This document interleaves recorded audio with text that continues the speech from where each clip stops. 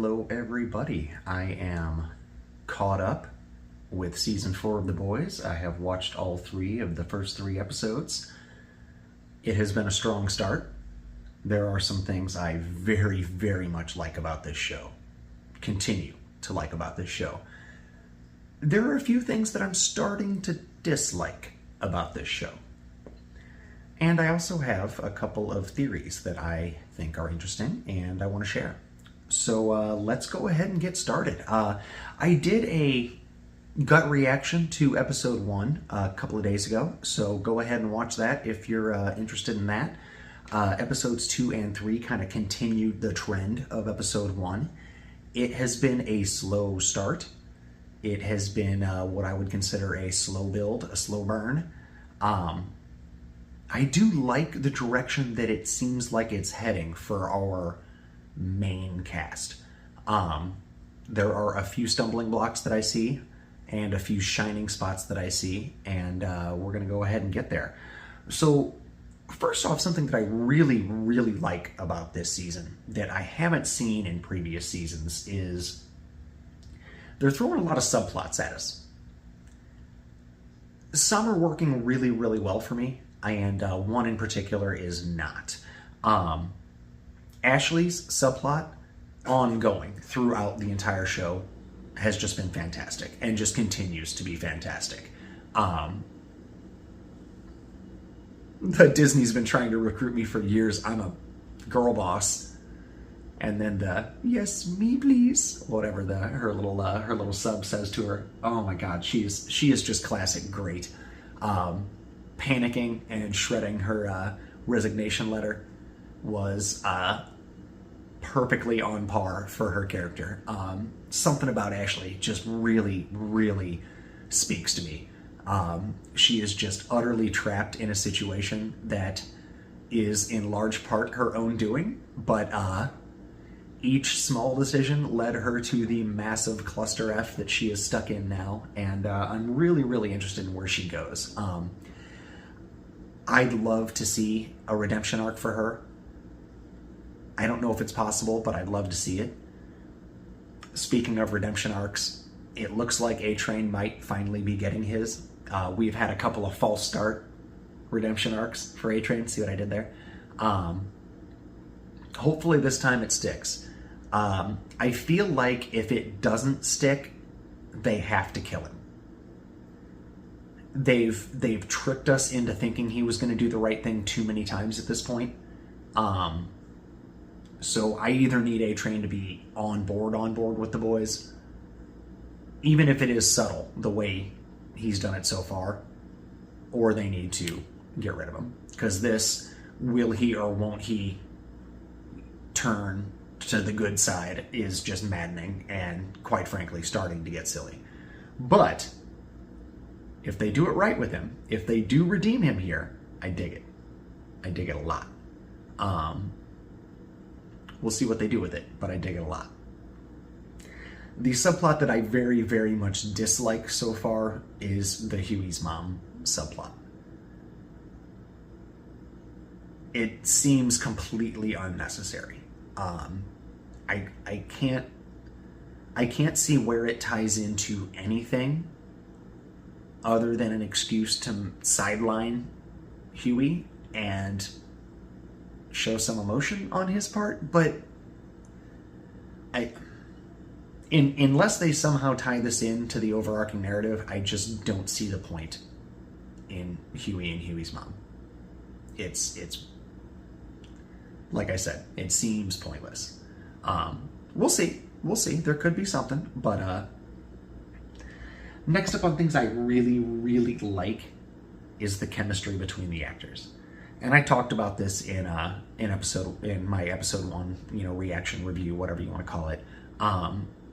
Huey and his real world girlfriend Victoria Newman's chemistry on screen is incredible. Butcher and Homelander, and for that matter, in episode 3, Butcher and Ryan, my gosh. So that kid can convincingly pull off some very well acted scenes and also convincingly pull off some real schmaltzy, poorly acted scenes. I didn't know if that kid was going to have range, and he does. It seems like I'm impressed. I'm impressed, and man, him and Billy have some. They've got one in particular really, really touching scene. Impressive stuff. The Noir stuff. Like, what the chemistry between Noir and Deep. You're overdoing it, man. No, his thing is just shutting up. Like, oh my god. I have a feeling I know where they're going with Noir, and I'm going to share that here at the end. But yeah, the chemistry between the characters is just so good. It just continues to be good. Between the writing and the acting and the direction, like, some of these characters just shine on scene together. It's something else. Now, one thing I don't like, and some of you might jump on me for this, I don't know, it's hard to say. The overarching narrative of this season, when you boil it down to its component pieces of people vying for power, it's cool as hell. But it really, really feels like they went on to... It feels like they scraped Reddit from 2018 to 2022 and just slapped every buzzword into a plot blender. The harming children subplot is almost groan-worthy. The Starlighters versus Home Teamers is... And I get that it's satire and parody, but like... I don't know, man. I get tired of seeing this crap in the real world. Like, I don't know that I need to see conspiracy theory podcaster Edo bait with a P in front of it. Podcasters, something about that is really falling flat for me this season. And it's not because I'm like sensitive about it. Like, I don't care. It's just, my God, they could have done this without trying to over the top everything about an already shitty reality that we're living through. That said, it's still The Boys. It's still fun, and it's still just glorifyingly graphically violent. And you know what? I'm down for it. I'm down for it. But man, I am groaning and eye roll in certain scenes. Firecracker, I can really do without. It's alright though. On to a couple of theories. One is with Noir, and this goofy as hell actor that cannot get his motivation down. Poor guy. Homelander's gonna kill him. Again. But that's gonna lead the way for Sam from Gen V to take his place in the suit.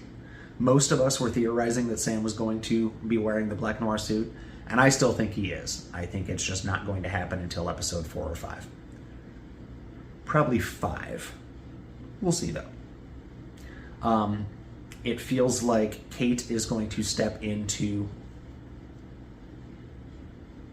the empty spot in the 7, or Firecracker or Sister Sage's spot in the 7, depending on if and when one of them falls out, or A-Train for that matter. One of those three is going to dip out pretty damn quick, and that's going to leave room for Kate, and she is going to be Sam's handler under the guise of Black Noir. I very, very much expect that.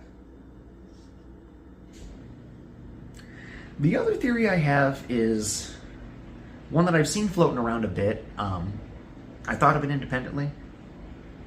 You won't believe me probably, and I don't care. But I really do think that Jeffrey Dean Morgan's character isn't real. I think he is entirely in Butcher's head. I think he is a real person from Butcher's past who probably died in the scene that they mentioned Butcher dragging him out of.